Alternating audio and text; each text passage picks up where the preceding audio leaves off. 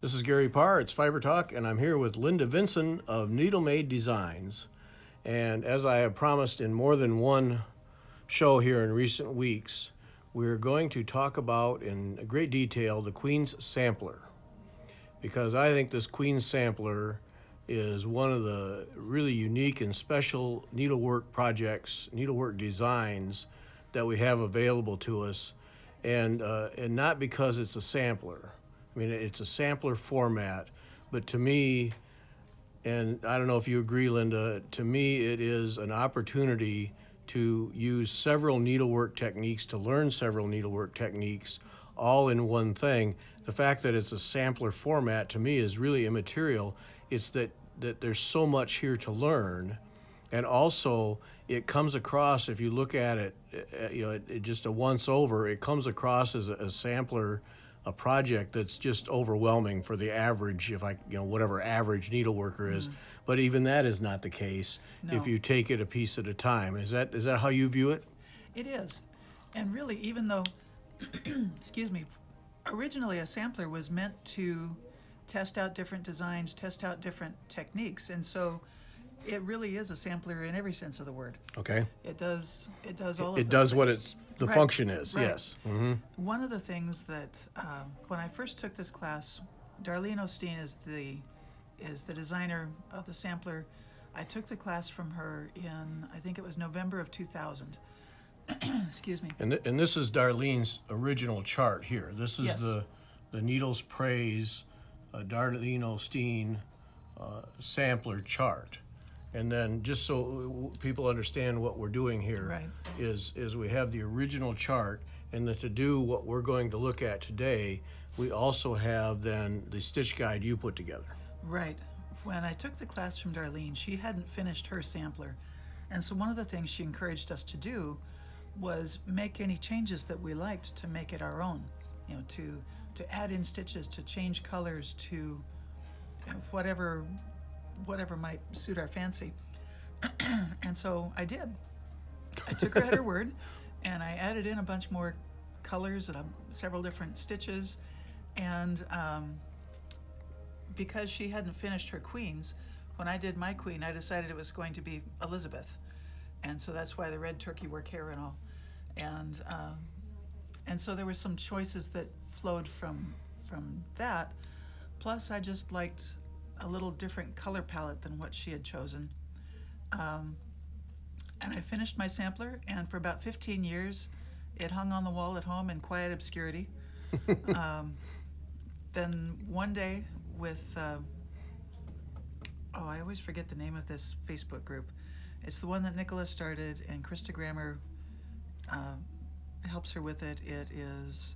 It's not our Samplers Samplers. Today. I can't remember the name of it, but anyhow, on that particular one, Krista always does these weekend projects where, show us a sample, or show us some of your stitching with flowers, show us some of your stitching with this, that, or the other. Yeah. And this one weekend, it was show us the sampler or the piece that you've done that had the most stitches. And so I just happened to put up some pictures of this one. You knew of one? I knew of one, because in total, between what Darleen had and what I added, there's somewhere between 30 and 40 different stitches in this sampler. And so I put some pictures up, and the thing kind of blew up. A few hundred likes later and lots of requests for tell us what you did. I decided that what they were asking for was a lot of work. And if I was going to do it, I might as well go ahead and publish a stitch guide. Now, the other thing that makes this possible is that, the Needles Praise, Darleen O'Steen was the original designer on this. Unfortunately, Darlene's health doesn't allow her to design any longer. And so what she has done is sold the rights to most of her samplers, if not all of her samplers, to Vicky Lopiccolo-Jennett of Needlework Press.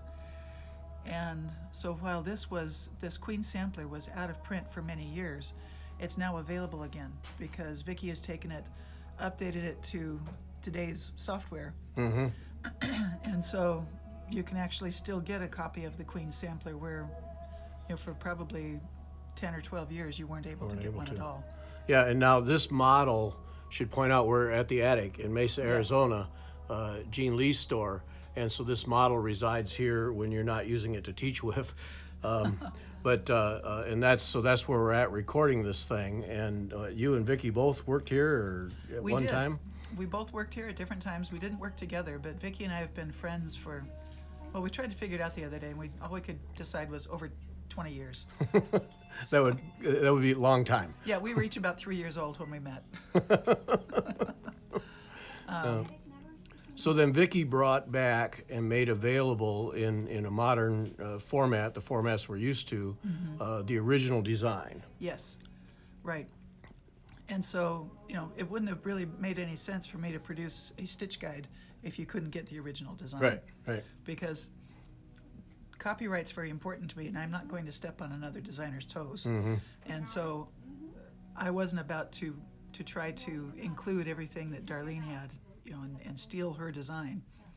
That's not what the stitch guide is about. The stitch guide just gives you the changes in any of the stitches that I used, changes in the coloring, and also one of the things I did, because dye lots have changed significantly in the years since Darleen designed, I was fortunate enough to still have my original silks.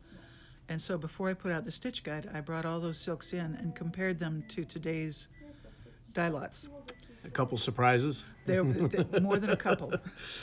And so I corrected all those as closely as I could to get the colors that Darleen designed with, but number them with today's dye lots. And so those changes are shown in the stitch guide. And then it also shows the colors that I added in. Okay, and all what you did, all silk? Yes, all silk. All All the silk. Veriswa silk. Except for one. One of the color changes was such that I couldn't find a good color match in a Veriswa, so I had to go to NPI for that Okay. one. But Just the one, otherwise one. you were able to update Right. and get very close. right. You're lucky. Yes. You're really lucky, yes. So, okay, so then if I want to do this, and I'm going to do this at some point, then I buy the original design. Right. You buy the original design that came out from Needles Praise that's now sold through Needlework Press, and then you buy the stitch guide that gives you the color changes and the additional stitches that I put in. Okay?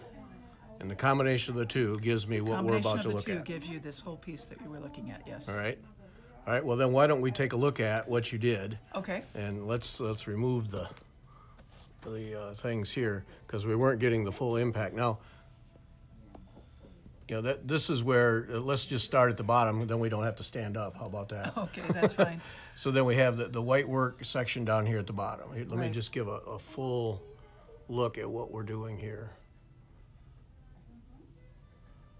And we start with the white work down at the bottom. Okay. In the very, very early days, a young girl likely would have done two different samplers, a colored sampler and then a white work sampler, with the white work sampler being more technically difficult. This is evoking one of the samplers from a little later in time, where those two were combined and you've got the white work and the polychrome in one sampler.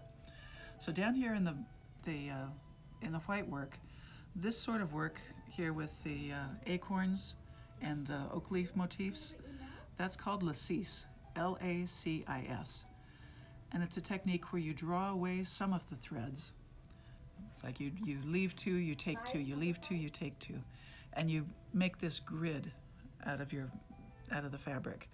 You come back then and do some looping over the threads that are left. And then, so you loop in one direction, and in the other direction you add in dove's eyes, which are these little things right here. If I can get close enough, I don't know if I can. So we're getting kind of a hard-onger approach. Exactly.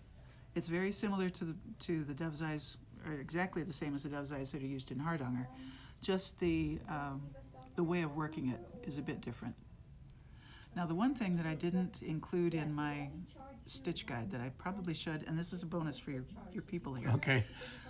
The way that Darleen has you prepare this may be historically accurate, but it's very, very labor intensive. And Jean and I, at the time I was working on this, Jean and I were commiserating about that particular technique, and she said, well, why wouldn't you just do it the way you do hardanger? And I slapped my forehead and wished that I'd thought of that, 30 or 40 hours sooner. But what she has you do is a 4-sided stitch all around the edge, and then there are 2 free threads before you start the lacis. And what she wants you to do is leave some of these, say, cut off in here, and withdraw them back, pull them to the back, and tack them down. The problem being that... Oh, that sounds like no fun. It's very much no fun. And then as you're doing your work, they tend to work their way back out, and so you're getting tweezers and pulling them back and trying to stitch them down again. Instead, what I'd recommend to do is just these 2 threads that are left beyond the 4-sided stitch, just cover those with a satin stitch, and then clip your threads right at the edge of that satin stitch, the way that you would for hardanger. Withdraw them and go forward. So much easier. And in the end, it's the same effect. The other thing that you should do... And you get a whole bunch of your life back. You do. You get about a week's worth of work back. Okay. All right, we'll take that. The other thing, and I believe Darleen mentions it in her chart, I know she did in the class, was to not withdraw everything all at once. Withdraw a section and do your vertical wraps. Okay. And then draw another section, do the vertical wraps. Withdraw another section, do the vertical wraps. And then once you have everything withdrawn and the vertical wraps done, then start on the horizontal wraps. The reason for that is that it helps you maintain the stability of the fabric better than if you took all of those threads out and it's all loosey-goosey and flying free in the breeze. Yeah, it's a big open rectangle if you pull all that out. Exactly. Yeah. Exactly. Yeah. And okay. so it'll keep you from thinking words that would not make your mother proud. So in doing that, then the unworked part stays stable as original cloth. Correct. But then when you get to move on to that, what you've already worked on is now stabilized by doing the stitching. Right, because you do like 1 or 2, I think it's 2 wraps around each of these little sections as you go. And once you've done those wraps vertically, it helps to stabilize things so they won't move around and they don't get out of their grid pattern. Yeah, okay. There's a good tip there, all right? All right. Now the next section up then. The next section up, you've got some cut work here. And again, it's just a matter of doing the satin stitches and then cutting away inside. And then you have bullion knots. Now that cut work, that is just straight hardanger, isn't it? It looks like, Yep. just standard hardanger. Make your cluster blocks and cut. Right. If you can count to 4, you can do this. And 1, 2, 3, 4. So 4. between us, Okay, we I can got do it. that, Yeah. It's a team thing. Okay. But it's really a very easy thing to do. If you're nervous about it at all, start out with a doodle cloth and practice on that first.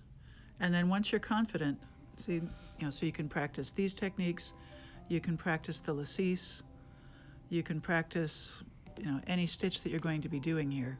Now there's here, let's show that lacis because that's what now with your hand and blouse behind that, we see the background.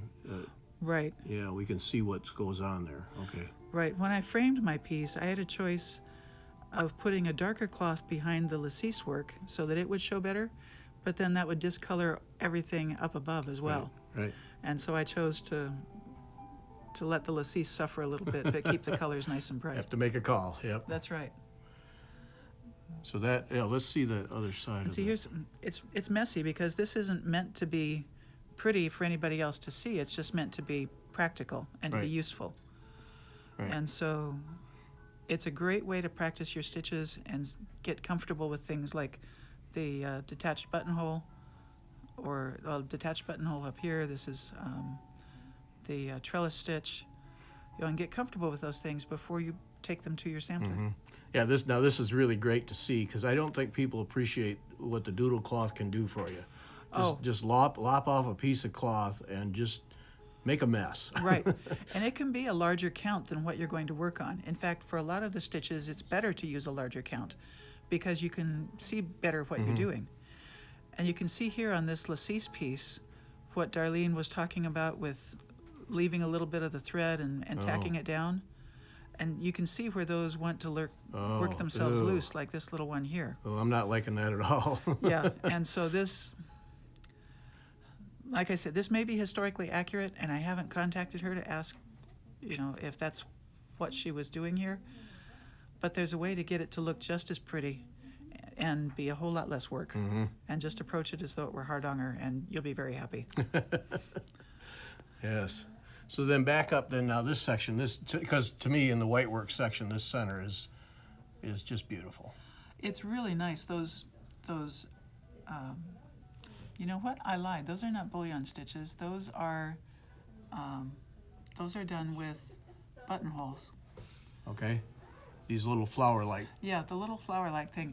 You have 2 stitches that you put in there lengthwise, and then you work buttonholes stitches over the top of them. Okay.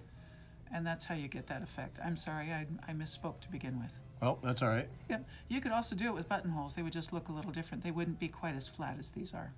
But and for whitework, there's a real nice dimension to this thing. I get over here to Exactly. the side, and you can see the dimension that shows up because of those stitches. So white, that's to me that's one of the neat things about whitework is you white on white, but the dimension you can pull out of that is just, it really brings it to life. Right, and so you've really got the dimension of the fabric, the solid fabric behind, the linen that you've worked and the cuts that you've made on that, and then the little buttonhole bar flowers that stand up on top of there. Right. Yes. Beautiful. All right, and then we go up to the next one, Mm-hmm. next section. Another section of lacis, and that one is work to give the year that I finished, 2004. Mm-hmm. Yep. And there's some... So when you're done with this thing, you're a lacis expert. Well, you're on your way at least, yeah. Well, when I first took this class, I started to say earlier, when I first took this class from Darleen, this was my first introduction to reversible stitching, where your stitching looks as good on the back as it does on the front. Mm-hmm. And it might not be exact, but it's acceptable back and front. And when she first started talking about this and putting up diagrams, because this was back in the days of overhead projectors, and so she was drawing the diagrams, I actually had a moment of shock where, the room started closing in, things started to get black, my ears were ringing, this wasn't making a whole lot of sense, I started getting dizzy, and it was just one of those, I could never do that kind of moments. But I got over that. I started being able to listen to what she said and making sense out of the diagrams. Mm-hmm. And all of a sudden there was this aha moment. And, I can do that. Mm-hmm. Of course I can do that. Mm-hmm. And like I tell people when I teach classes that have those same sorts of episodes that I had, it's only thread and it's only fabric. You're smarter than both. That's a good point. That's something to keep in mind, yes. If you dressed yourself and you got yourself to the class, you are smarter than the thread and fabric you're working with. Yes. So, okay, so we get lacis top and bottom, and then we have this middle section where you get a nice schooling and hardanger. Mm-hmm. And the little divider bands here are double back stitch. Okay. And they look the same as long arm cross on the front. The difference is on the back. Okay. But again, it gives just a nice texture and a nice bit of relief against the fabric. And you did this on what count linen? 35 count. 35, okay. 35. It's 35 count. It's a church linen. Church linen is unfortunately no longer available. But the very closest thing that I found in the market is the legacy linen that comes out of France. Mm-hmm. It's available through Access Commodities. And I'm sorry, that's only wholesale, but your favorite shop can get it for you. And they've got a color called Russian tea cakes that is pretty close to that color. Okay. So if you were going to do this today, that would be my recommendation. The Russian tea cakes. Russian tea cakes, and it's a 37 count. Okay. So it's 2 threads per inch finer than this one. Mhm. But That's really, not an appreciable difference. No, it's not an appreciable difference. I think that would be just absolutely beautiful. Yeah, yeah. Okay. Well, let's now stand up. Okay. This is going to hurt. I know, we're both getting to that age, right? All right, let's look at this next section here now. Okay. Now in Darleen's piece, because she had done a lot more pastels than I did, this piece, or this band, has a lot of pinks and blues. There's some burgundy in the banding here. And because I wanted mine to be a little more jewel toned, and because my queen was Elizabeth, so I had to go with red and white roses to match up with the whole War of the Roses thing. Okay. And then the House of Tudor, which combined the House of York, which is the white roses, and Lancashire, which is the red roses. So that sort of dictated the changes that I made into these rose bands. Okay, so you did the research to make sure that you had some accuracy in terms of that. Yeah, Or you just knew it intuitively. Well, it's been a favorite subject of mine for a long time. Okay. My husband rolls his eyes when I bring in another book about that era. So Oh, okay.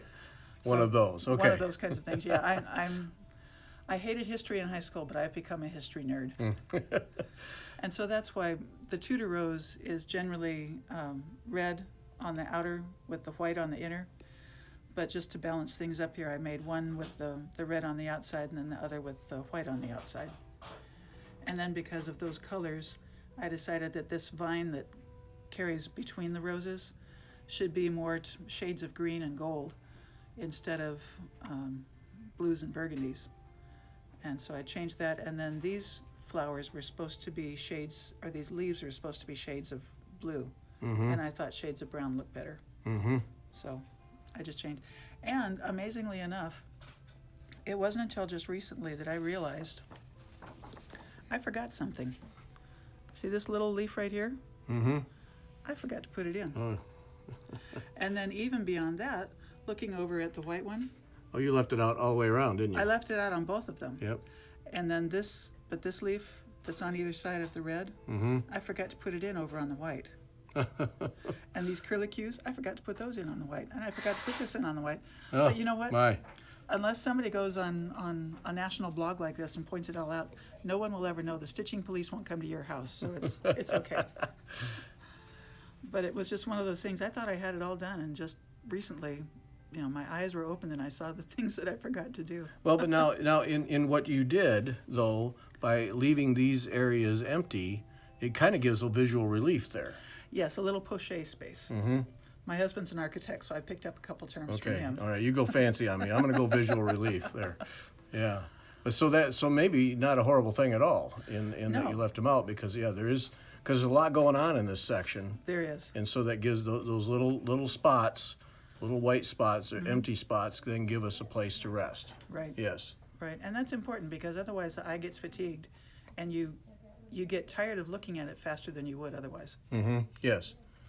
So that's beautiful. So hold that up again so we can see the difference in what Darleen had with the colors. So she had them identical on both sides. Right. And then you went and did different to match what you wanted for the queen, Right. and then took an opportunity to reverse them. Right. Just because. Because that's part of making it your own. Right, just because Yeah. I thought that would be a fun thing to do. And this white is just so delicate and beautiful there. Well, thank you. Yeah. It's interesting how different people see that. I entered this in a Needlework show years and years ago, and I actually got dinged some points because they felt that the white that I used was not period correct. It was too bright a white. But Okay. I like it. But if you choose to use yours with a little dimmer white, there's at least one EGA judge in the country that would agree with you. But see, if you pull back, then those whites, being that bright, really kind of carry a moment there. And I like it, Yeah. but, to each their own. So to that judge, then, that should have been more of a ecru off-white. Right. Okay. Well, too bad. Too bad, so sad. I right. lost those points. That's okay. Oh, well. So then we have now your name. And then Anno Domini for the year of our Lord, and then the 2004 down here at the bottom, or in the back. In Okay, this. so that's how I wanted to bring that out. So then you're doing your name and Anno Domini. Wow. And then the year, which is not showing up in the light, but if No, I go but it over is. to the side, you can see the 2004 there. Yeah, okay. And It's then- kind of one of those things where you get some plausible deniability. So if you want to change your age as you go, you can just not point out that 2004. Right, right. Yeah. In the past, women actually used to take their old samplers and they would pick out the date or they would pick out their age, so that nobody would be able to tell in future, how old they were. Get over it. Right. See, I figure I would rather tell people how old I actually am and think, oh, she looks pretty good for her age, instead of lying by 10 years and think, oh, the years have not been kind to that woman. Yeah, work the system. Yes. Right, exactly. Right. All right, now, then we have this sampler, woven. Wrought by, and then down there. Mm-hmm. Now I'm going to skip the queen thing, and we're going to go up the top. Okay. Because we're going to save the queen part for the end. So then up here, we have more of a conventional sampler alphabet, but then we have a little black work, it looks like. Or maybe not? There's a little bit of black work here around these things, and some black work here, yes. Mm-hmm. Excuse me. And the fun thing here, I don't know if it'll show up very well, but on the row beneath the carnations, that row, there's a stitch of green, a stitch of red, a stitch of green, a stitch of red. And that's done so that as you can carry those threads along through there and bring the red up and do the flower that you need, excellent. and then come up and do the green thing that you need in between. And that way you don't have to good trick. go down and come back. You just run those two threads along that bottom row. Excellent. There's a time-saving, hassle-saving trick right there. Yeah. Yep. All right, and then we have alphabets. We have alphabets. We have alternating double back stitch, so that what you can see here, you've got those first three stitches have the X's on the front, and then these double lines on the back is what the back of those X's looks like. Okay. And so on the back of the sampler where you've got these lines in the front, you'll have X's. Yes. Where you have X's on the front, you have lines in the back. Yes. Which I thought was just a fun way to do it. Sure. And that was Darlene's original design, but it's just a fun thing to do, to play with that stitch. Yep. Now this section in here is I guess, other than the queens, one of my favorites. Tell me what you're doing there. That's called satin stitch. Yep. And it's just taking a long stitch with your thread and laying it very, very smoothly, so that the sheen of that silk thread just pops right off of the fabric at you. Has almost an Aztec look to it. Can I say that? Yeah, it does, because of the way this vine jumps up and down and these little protruding bits down here. Yeah, that does have a bit of a Central American look to it. Yeah. Yeah. It's just I like it because it's a real contrast with what else is going on throughout the whole piece. And yeah, all right. And then now this section here. And those stitches. Talk about those. Okay. So most of this sort of thing is just a reversible cross stitch, no big deal. And this is black work, no great deal.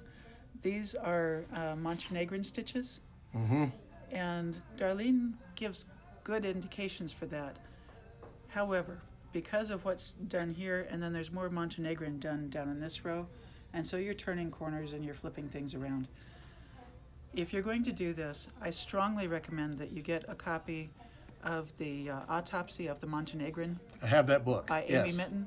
She gives you, if you're going along from left to right and you need to make a 45-degree down and to the left, she tells you how to do it.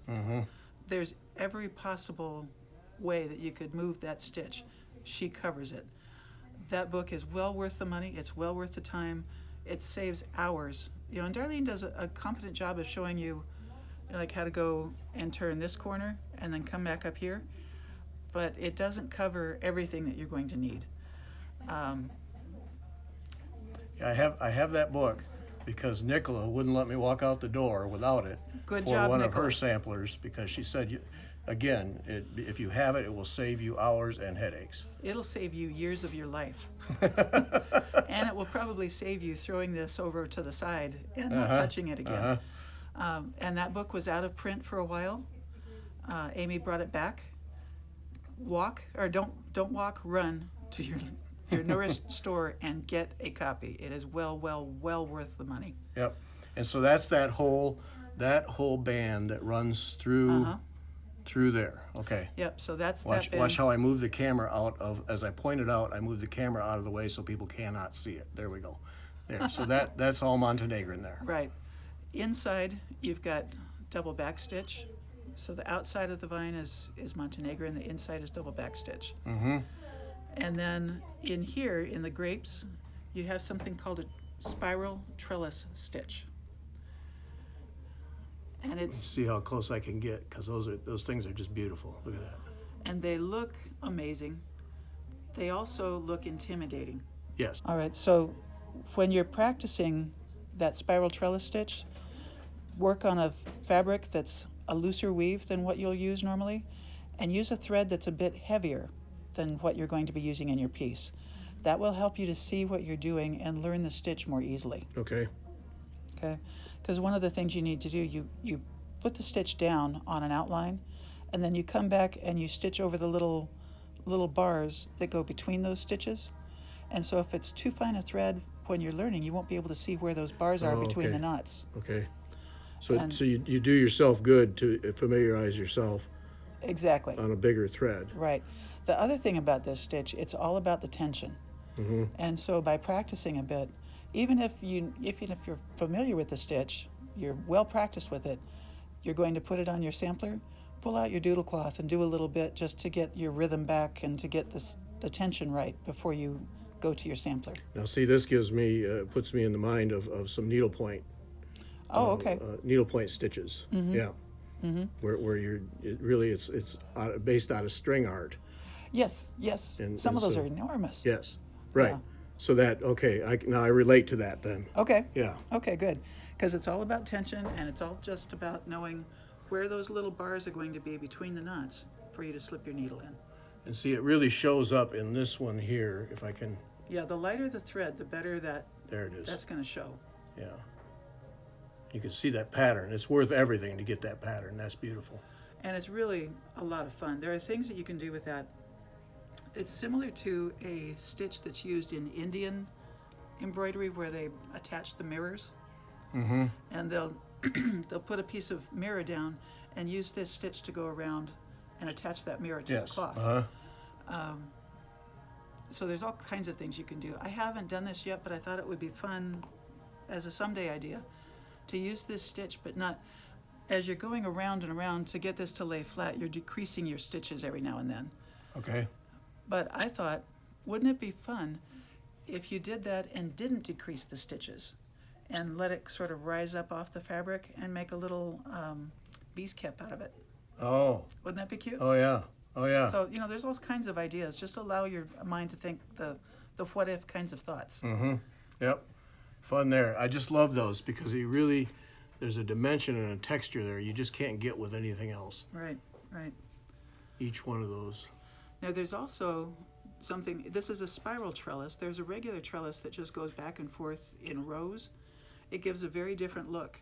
It looks like it's a completely different stitch, but it's not. It's just a matter of going back and forth rather than around and round. And that's here? And that's here. Okay. Oh, I see. So Yeah. see, you're actually making a cloth that sits up above the fabric. Oh, look But at that. doesn't it look different? Yes. Look at that. And here's one of those little buttonhole bars that we were talking about earlier. And see, there's the two foundation threads on that side. And I just hadn't done the buttonholes over the top of that yet. Yeah. Power of the doodle cloth. All right, now let's talk about the queens. Okay. Well, what to say? The queens, I admire Elizabeth. She was a woman who stood her ground and knew her own strength in a time when women weren't thought to be worth much more than chattel. They were Right. things to be owned. A woman was as desirable as the land that she brought into the marriage. And Elizabeth, likely because her father killed every wife that he had, determined not to get married. She was not going to put that much power into someone else's hands.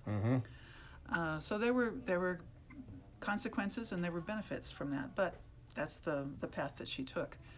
And so when I decided to make Elizabeth my queen, that's when the red turkey work hair became something that just had to be, because Right. of her personality.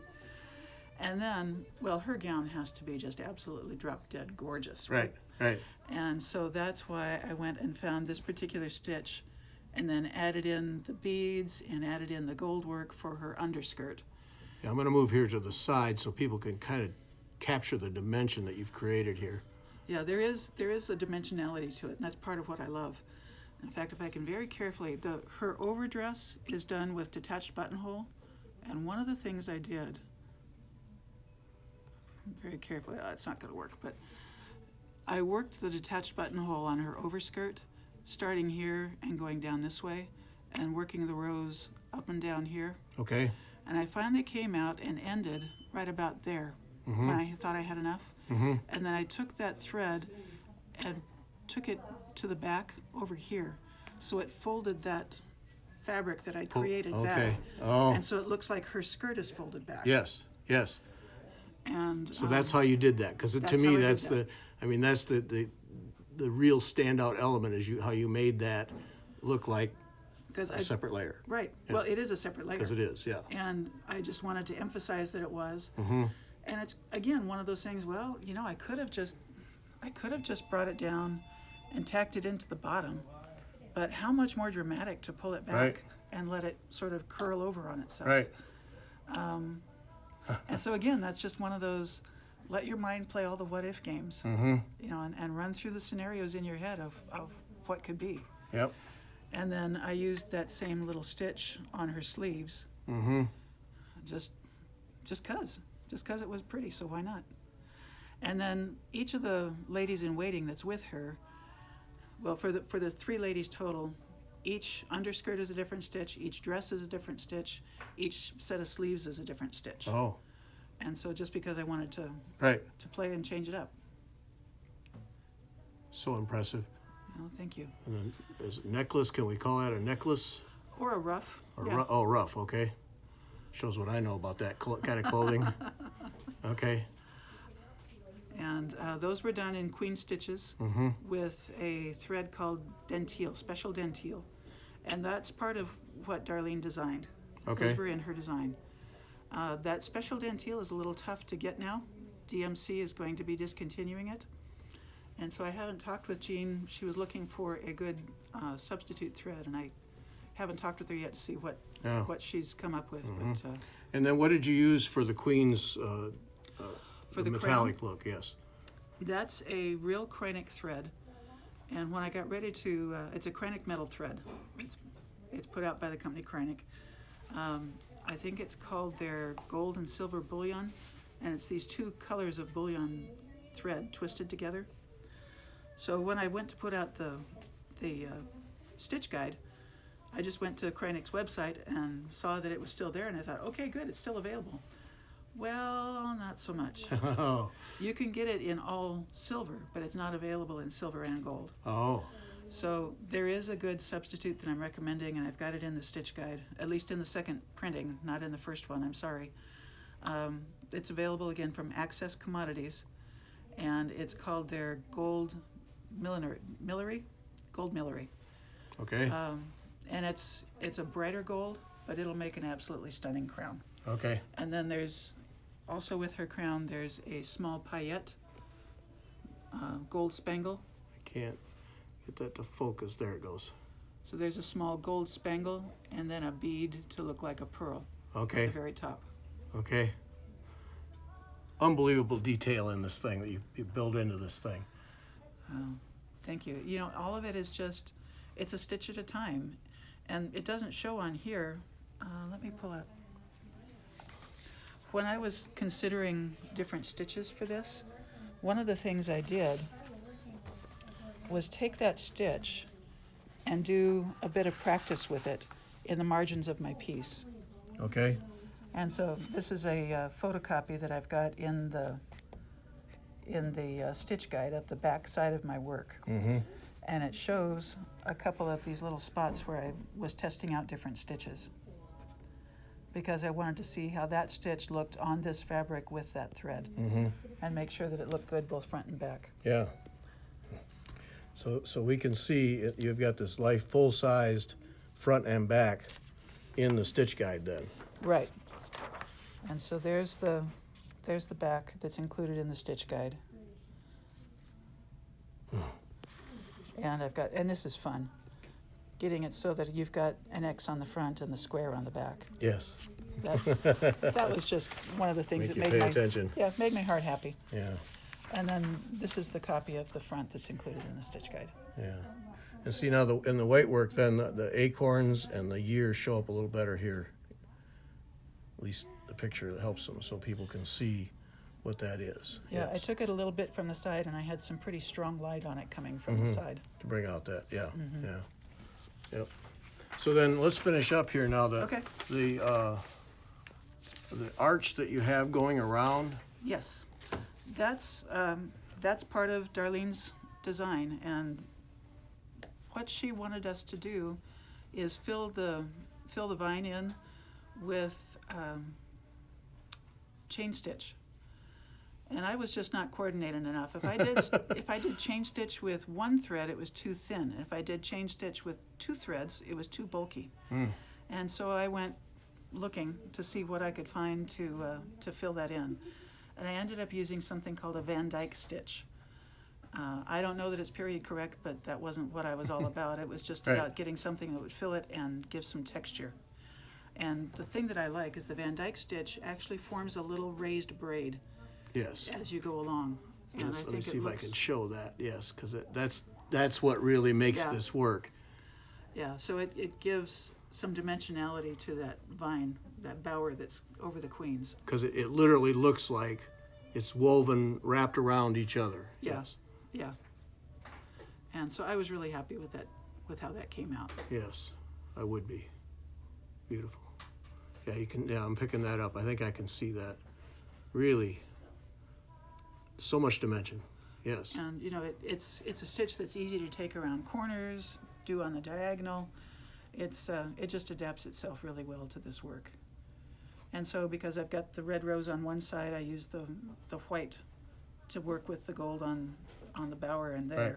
And then I use the red over under the red rose. Mm-hmm. Yep.